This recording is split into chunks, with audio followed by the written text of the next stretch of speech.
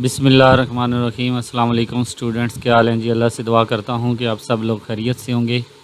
Students, आज का हमारा टॉपिक है MTI 622 और इसकी असाइनमेंट नंबर 1 है। हमारे पास टोटल 20 मार्क्स हैं। 1 to 52 आपके मॉड्यूल्स जो हैं वो इंक्लूड हैं।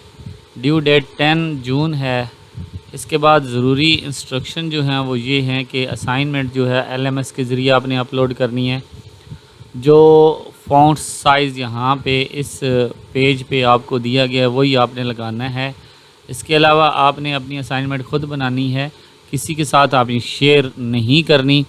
अगर आप ग्रुप में मिलकर असाइनमेंट बनाएंगे और आपकी कॉपी हो जाएगी तो आपको 0 मार्क्स मिलेंगे। MS वर्ड डॉक्यूमेंट्स में आपने ये असाइनमेंट बनानी है।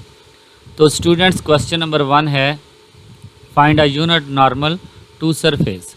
ये हमें सरफेस दिया गया है, हमने यूनिट नॉर्मल फाइंड करने हैं। तो एक तो क्वेश्चन ये हमारे पास है। दूसरा, find the total work done in moving particle in a force field given by. ये हमें कर्व दिए गए हैं A, Y एंड Z, और इन पे हमने जो है वो टोटल वर्क जो है वो फाइंड करना है। तो स्टूडेंट्स, अपनी वीडियो को आगे बढ़ाने से पहले, सोल्यूशन से पहले आपसे रिक्वेस्ट करूंगा कि अगर आपने मेरा चैनल सब्सक्राइब नहीं किया हुआ तो मेरे चैनल को सब्सक्राइब करें और साथ में बेल आइकन को प्रेस करें ताकि मेरी हर आने वाली वीडियो आप तक पहुंच सके। स्टूडेंट, इसके अलावा अगर आप अपना फुल सेमेस्टर जो है वो हैंडल करवाना चाहते हैं तो हमसे रब्ता करें। इसके अलावा अगर आप अपनी असाइनमेंट, क्विज़ वगैरह, GDP वगैरह इंडिविजुअल जो है वो ख़रीदना चाहते हैं तो फिर भी हमसे रब्ता करें। वीडियो के डिस्क्रिप्शन में आपको जो है वो व्हाट्सएप ग्रुप दिया जाएगा। इसके अलावा व्हाट्सएप नंबर दिया जाएगा, वहाँ से आप जो है वो रब्ता करके हमसे ये ऑफ़र हासिल कर सकते हैं। तो बढ़ते हैं स्टूडेंट्स अपने फर्स्ट सॉल्यूशन की तरफ। तो हमने पहले क्या निकालना है जी, यूनिट नॉर्मल निकालना है। तो नॉर्मल वेक्टर जो हमारे पास मौजूद है वो ये है, x² + 2xz = 3। तो हमने इसका डेरिवेटिव लेना है। अब यहाँ पे हम 3 किस्म के जो है वो यूनिट नॉर्मल निकालेंगे। एक बार तो हम डेरिवेटिव लेंगे यहाँ पे विद रिस्पेक्ट टू y और साथ में विद रिस्पेक्ट टू z। तो ये विद रिस्पेक्ट टू y लेंगे तो इसके साथ j आएगा और z लेंगे तो k आएगा।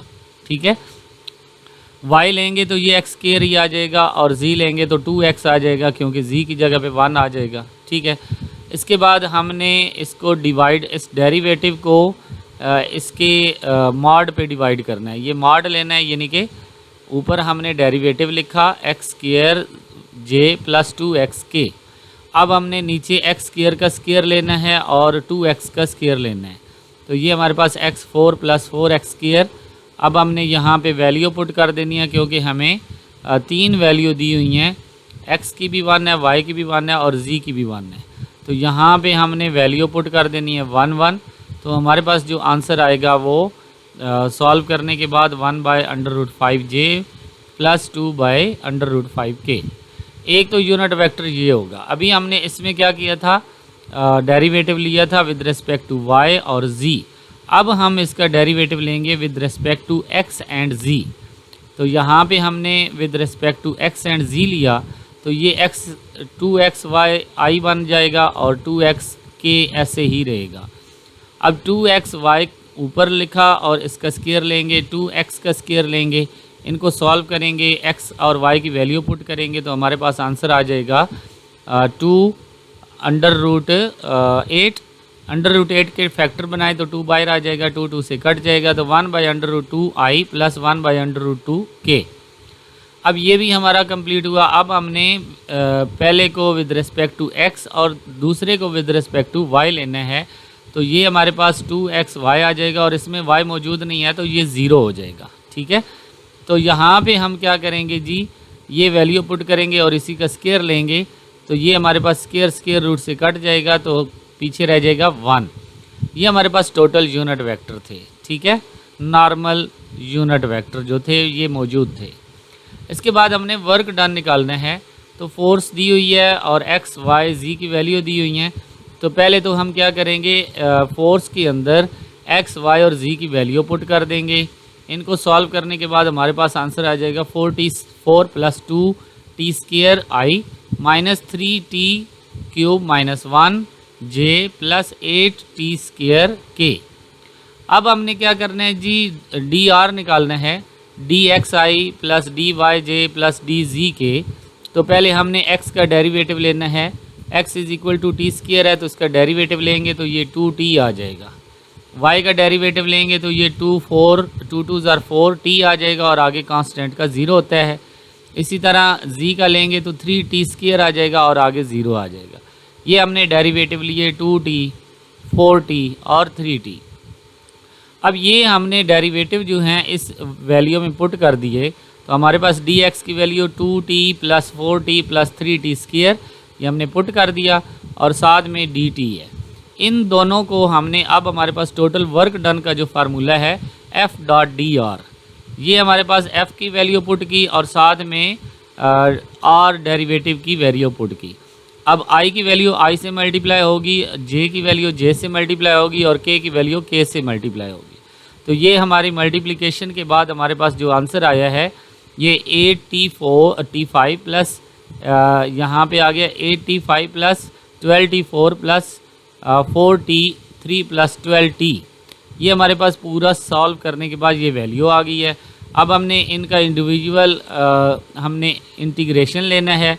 इंटीग्रेशन का कैसे लिया जाता है जी, पावर में 1 प्लस किया जाता है और जो आंसर आता है उसी पे पूरी वैल्यू को डिवाइड किया जाता है। 5 में 1 प्लस करेंगे 6 और 6 पे डिवाइड करेंगे। 4 में 1 प्लस किया 5 पे डिवाइड किया। 3 में 1 प्लस किया 4 पे डिवाइड किया और यहाँ पे 1 है, 1 को 1 में प्लस किया 2 पे ही डिवाइड कर दिया। ठीक है, और साथ में इनकी लिमिट जो हमें दी हुई थी कि t0 से लेकर t1। अब हमने इनको सॉल्व किया। सॉल्व करने के बाद हमारे पास जो आंसर आया 4t6/3 12t5/5 t⁴ plus 12t²। अब हमने इनमें पहले हाईएस्ट वैल्यू पुट करके माइनस लोएस्ट वैल्यू करनी है। हाईएस्ट 1 है, 1 - 0 वैल्यू पुट करेंगे। सब में सेम इसी तरह करना है। इसके बाद ये 0 वाले तो हो जाएंगे ख़त्म। पीछे हमारे पास जो रह जाएगा 4/3 + 12/5 + 1 + 3। तो ये 1 + 12 जो है 13 बन जाएगा।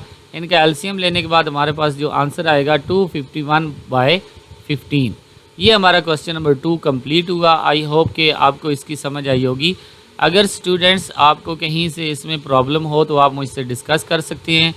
कमेंट्स बॉक्स में भी चले जाएं और आप हमारे व्हाट्सएप नंबर पे भी आ सकते हैं। आप हमारे व्हाट्सएप ग्रुप भी जो है वो ज्वाइन कर सकते हैं।